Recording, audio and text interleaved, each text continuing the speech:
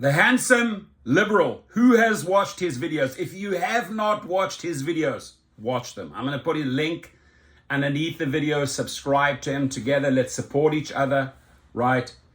Such a good speaker, right? And his subscribers are already on 5,000, and watch this grow. This guy is going to places. Now, the video, right? Why are rideshare videos so negative, right? And I made a video along these lines a few weeks ago, but I think he just explains it 10 times better than I could ever explain it.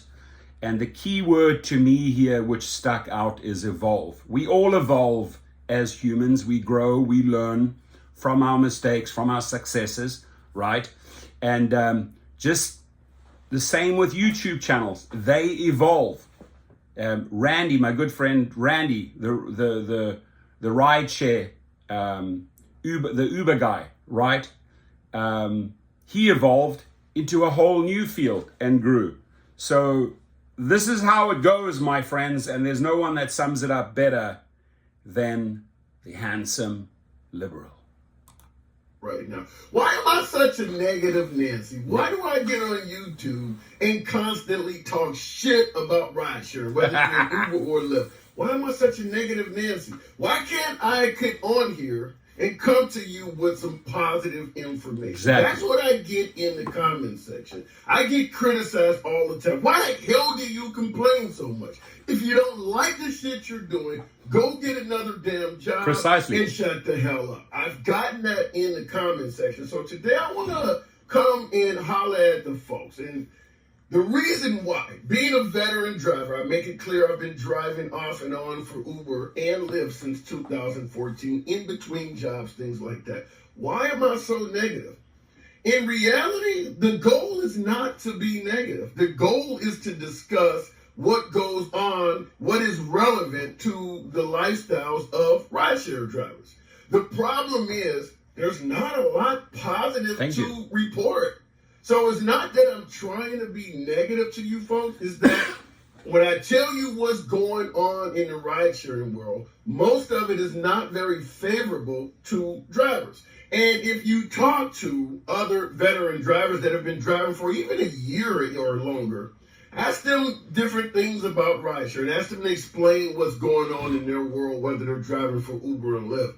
And you'll notice there is a lot of similar negativity coming from other drivers. There are plenty of folks on YouTube that have channels, whether it's the Uberman guy who used to have a channel, years ago, or even in modern times like the Rideshare Professor. Thanks, buddy. A lot of these folks started out with channels that were very favorable to driving in rideshare, giving you tips and strategies on how to maximize your profits, ways to drive, better times to drive, cars to drive, things you should have in a vehicle when you're engaging in ride sharing. And if you look at any single content provider on YouTube discussing ride sharing, you'll notice that over time, their discussions and topics involving ride sharing tends to become more and more negative. Why is that? It's because we work and operate in an evolving profession. And most of the evolution is being implemented by Uber or Lyft. And unfortunately, most of the evolution, if you are a driver, is not in your best interest. Recent times, how many of you folks favor Uber Pool? How many of you think that Uber Pool was a good change for drivers? How many of you like the new upfront pricing? Look at the comment section. Look.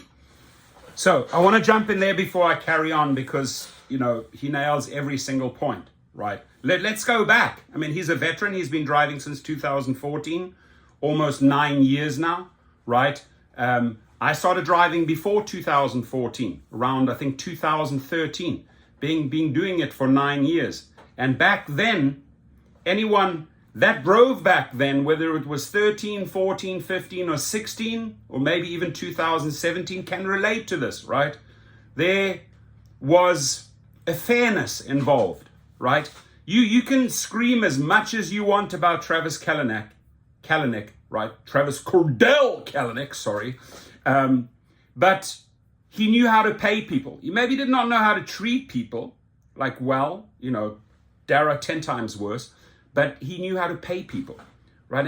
And if it wasn't for those crazy overheads, those insane parties, 200,000 on balloons, $40 million salaries, they would actually have made profits then, right? But they squandered the money. So it was a scenario that was working pretty good for both. But the companies just got too greedy. And as they got more and more greedy, as the investors made more and more demands, put more and more pressure, they ousted. Remember, they got rid of Travis. They got in Dara, right?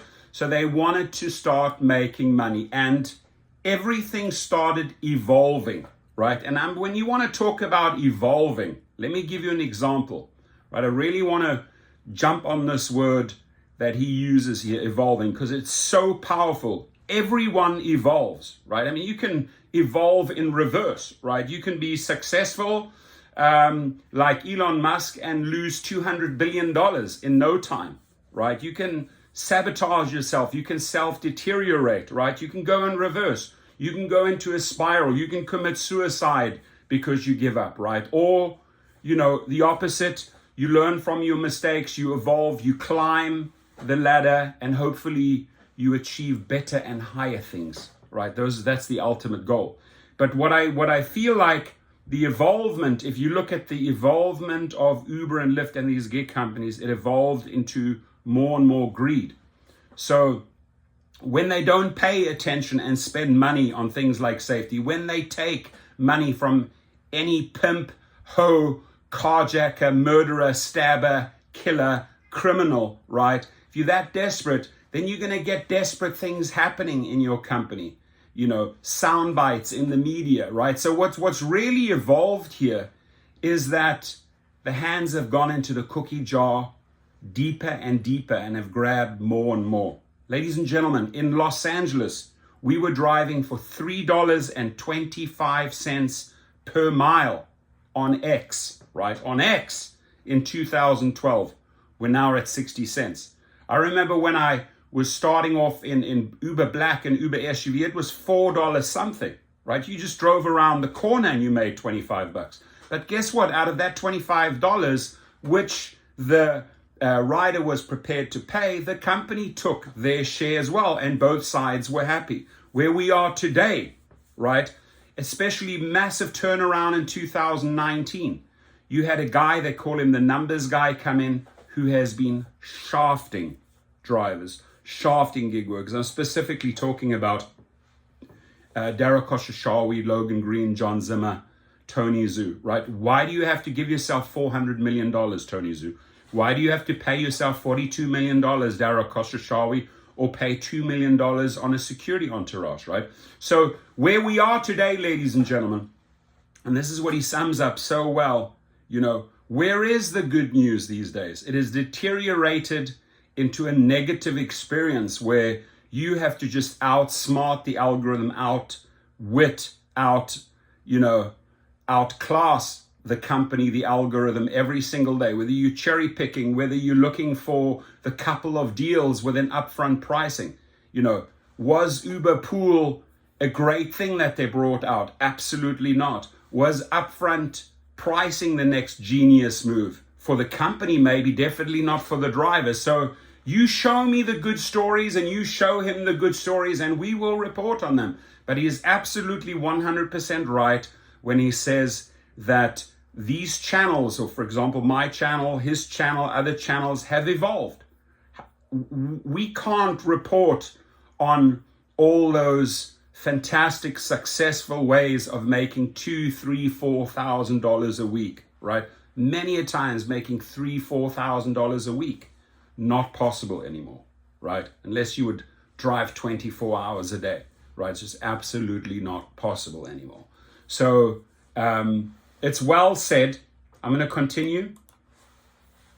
The content on this stuff. I want my veteran drivers, for folks who believe that I'm a negative Nancy, and that's fair. I want my veteran. You're not negative. He's not negative. List some of the positives that you believe are involved in rideshare. Now, I've told you before, I don't advise you drive unless there are things such as heavy surge pricing, street bonuses. I really like street bonuses. Earnings guarantees can be great. Those are positives of operating in rideshare. However, all of that shit's temporary.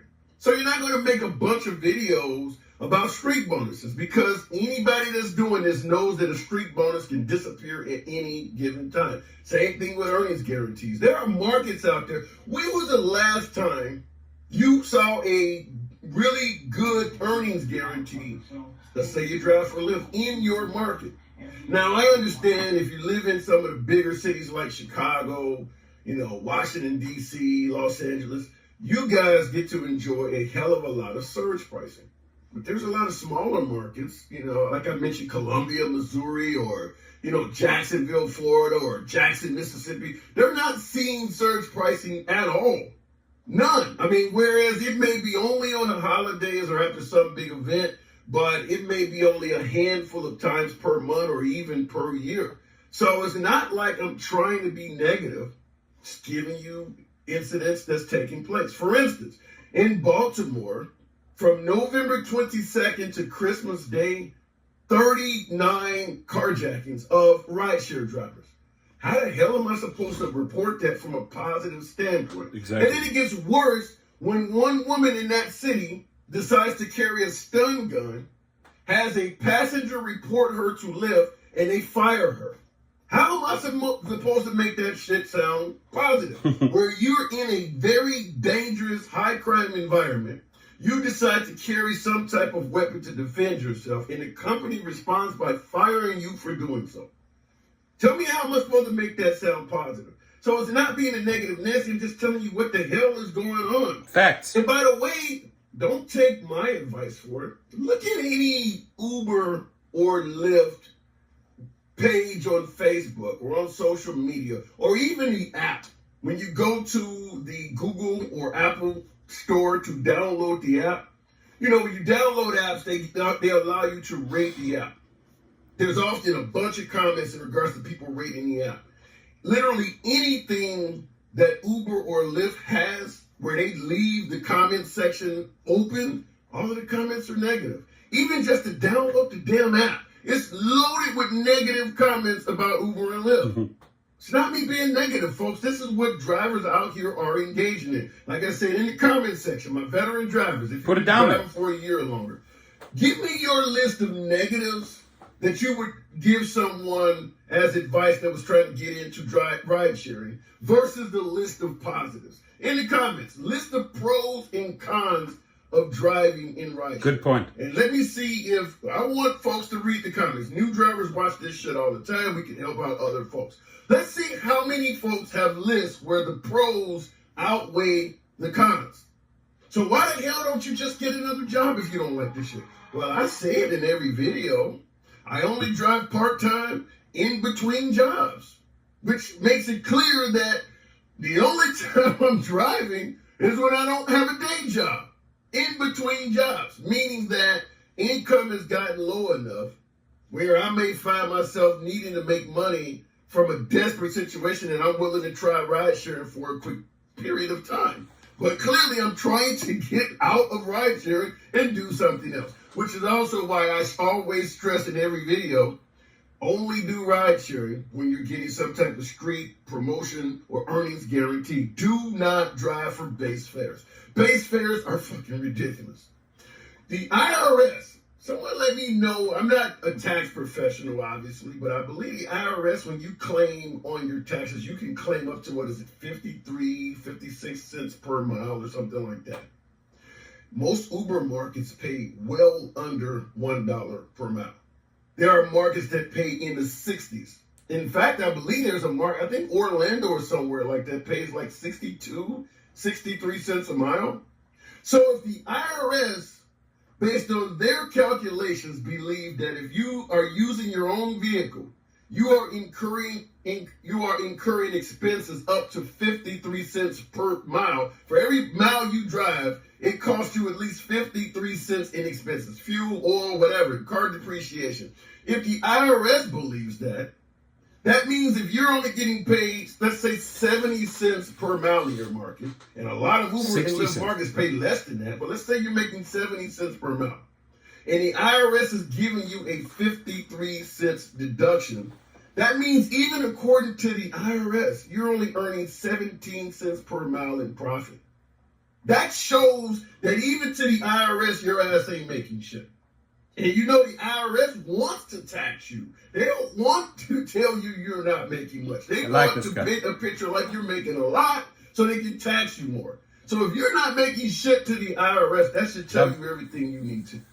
Love the guy. So subscribe to him. He's funny. He hits the points. I'll be making more videos about him. I've commented on a lot of his videos. We've gone back and forth a few times. You are appreciated. Thank you for speaking the truth, right? That's what's important on YouTube, is that we put the stories out there, the good, the bad, the ugly, right? And sadly, most of the stories daily are ugly, right? Carjackings, murders daily are ugly. So I like him. I welcome the positive stories, bring them. The other thing is I like what he said, leave your pros and cons at the bottom, right? Mention some negatives, mention some pros that you love about. Let's find out what the pros are, and we'll make a video on the pros. Might be some drivers out there that like specific things a lot. I enjoy cherry picking. I personally, I'll give you my pros. I love scheduling well-paying trips, early mornings, let's say Calabasas to LAX. Schedule on Black or Lux. I can switch cars. I have several. And using that opportunity to convert that Uber or Lyft rider to my private client. That's what I like, right? I like turning Uber scheduled trips into private clients. So there you have it. Like, I think that's a pro. It's definitely a pro for me. It's making money, right? So yeah, do share. Sharing is caring. Get the video out there. And again, keep the videos coming. I know him and I will go back and forth a lot, right? There's a couple of channels that I've been pushing lately, giving them more exposure. I want people to grow together. I want people to get stronger together. I want people to, for example, when the May Day strike rolls around, the 1st of May, I want everyone jumping in. Doesn't matter whether you support strikes or you don't support, but just talk about it, right? Talk about the dates. Let's get the word out. And the more people that we empower, right, the more we can evolve in the most positive of ways. So have a great day, everyone. Stay safe and make sure all the time that you're protected, that you're taking good care of yourself. If you don't have your safety, you ain't going to make the money. Have a good one.